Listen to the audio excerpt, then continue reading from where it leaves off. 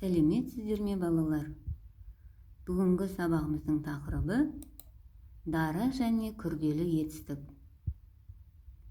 Сабақ кезеңдерінде мынандай оқу мақсаттарына жетеміз. Дара және күрделі етістіктерді анықтаймыз және оқыған, тыңдаған аудиовизуалды материалдар бойынша жоспар құрып, тірек сөздерді пайдалана отырып, шағын мазмұндама жаза аласыздар. Ендеше жұмысымызды бастамас бұрын өзімізге жақсы тілектер тілеп алайық.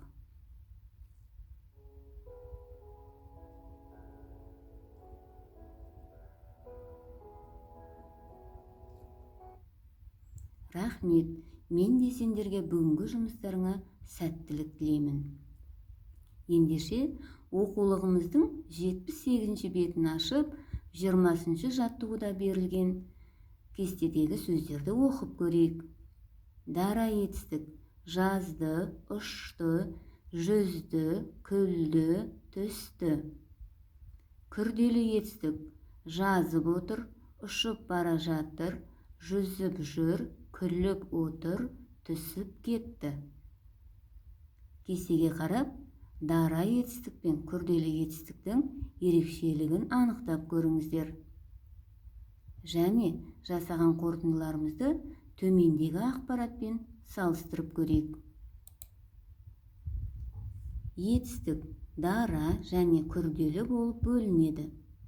Дара етістік бір сөзден тұрады: жазды, көрді, ұшады. Күрделі етістік 2 не 3 сөзден тұрады: жазып отыр, көріп жүр, ұшып бара жатыр. Ендеше осы тақырыпқа байланысты видео материал көріп алайық.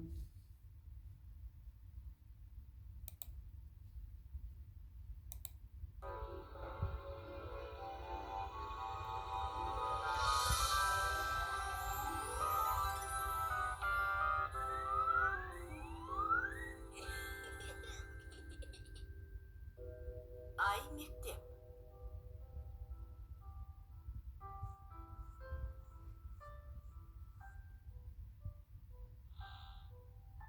Дана.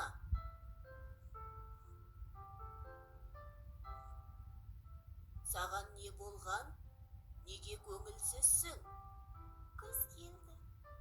Енді күн суытады, жаңбыр жауады. Мен енді жаздағыдай далада ойнай алмайтын болдым. Сол да сөз бе екен? Күз нағыз еңбектің уақыты. Қуанышты кез емес пе? Сен күздің әуенін естігің келе ме? Қандай әуен? Шынымен ештеңе естімей тұрсың ба? Жоқ, ештеңе де. Естіп тұрмын. Бұл күздің әуені емес. Біздің ауладағы дыбыстар ғой. Қане, не естіп тұрсың? Сауысқан шықылықтап жүр. Иә, сауысқан шықылықтай. Анау жақта торғайлар шырылдап тұр. Иә, торғайлар шырылдайды. Жеңіл көліктер кетіп бара жатыр. Солардың дауыстары естіледі. Сыпырғының дауысы естіледі. Анау ағай көшені сыпырып жүр екен. Дорбадан алма түсіп қалды. Алма кетті домалап, көше бойын жағалап. Кім алманы табады, сол ойыннан шығады. Енді күзгі әуенді естідің бе?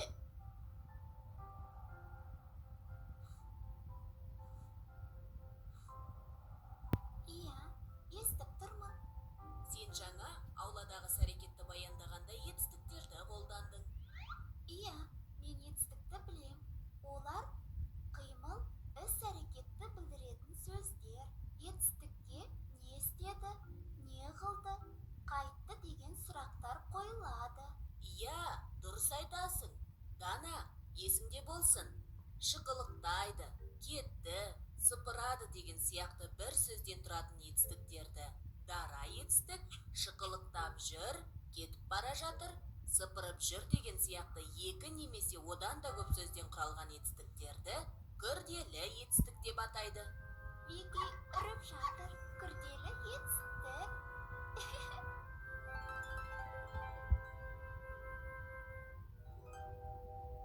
Қайталайық. Дара және күрделі етістік. Етістік дара және күрделі болып екіге бөлінеді. Дара етістіктер бір сөзден тұрады, ал күрделі етістіктер екі немесе одан да көп сөзден құралады. Мысалы, түсіп қалды, түсті, домалап кетті, домалады, сыпырып жүр екен, сыпырады.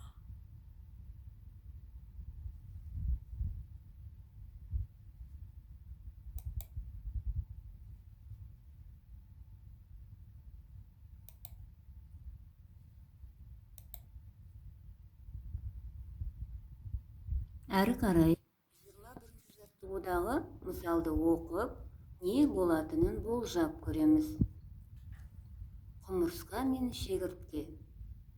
Кішкентай құмырсқа нанның қиқымын алып келе жатып, байқаусызда шұңқырға түсіп кетеді. Мұны көрген шегіртке мазақтап күледі. Осы кезде оны әрі қарай не боларын болжап көріңіздер. Және мысалдағы қарамен жазылған етістіктердің дара күрделі екенін ажыратып көрейік. Түсіп кетеді, күледі. Түсіп кетеді. Бұл жерде күрделі етістік, өйткені ол екі сөзден жасалып тұр. Күледі. Дара етістік, өйткені ол бір сөзден жасалып тұр. Және 24-ші жаттығуды қараңыздар. Дара етістікті күрделі етістікке айналдырып жазуымыз керек.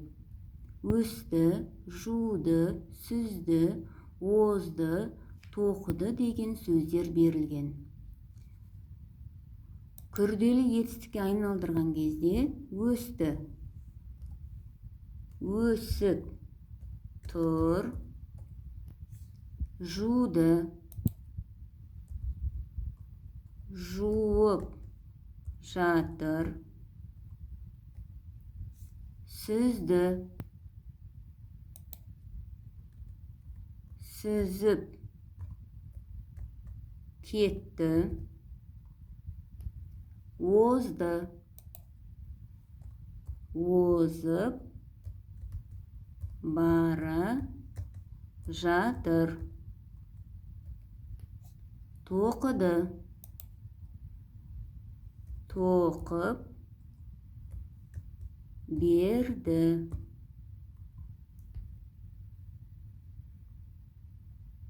Міне балалар, бүгінгі сабағымыз аяқталды. Жарайсыңдар. Тыңдағандарыңызға рахмет.